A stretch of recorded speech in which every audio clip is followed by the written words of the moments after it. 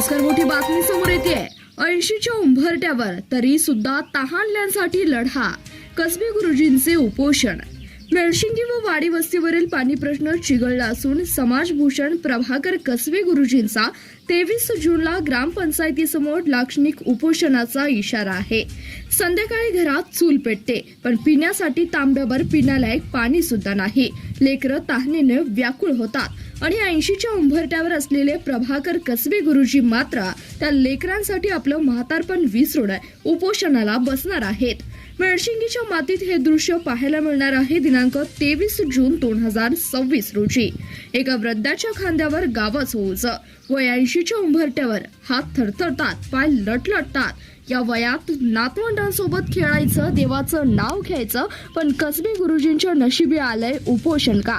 कारण वाडी वस्तीवरची लेकरं पाण्या वाचून तडफडत आहेत. त्यांच्या कोरड्या घशाची तहान पाहून गुरुजींना झोप येत नाही. म्हणूनच त्यांनी आपलं उरलं सुरलं आयुष्य पणाला लावलंय. स्वातंत्र्याच्या 79 वर्षांनंतरही तहानेनं जीव जातोय. कसबे गुरुजी 80च्या उंबरठ्यावर आणि देशाच्या स्वातंत्र्य मिळून 79 वर्ष झाला.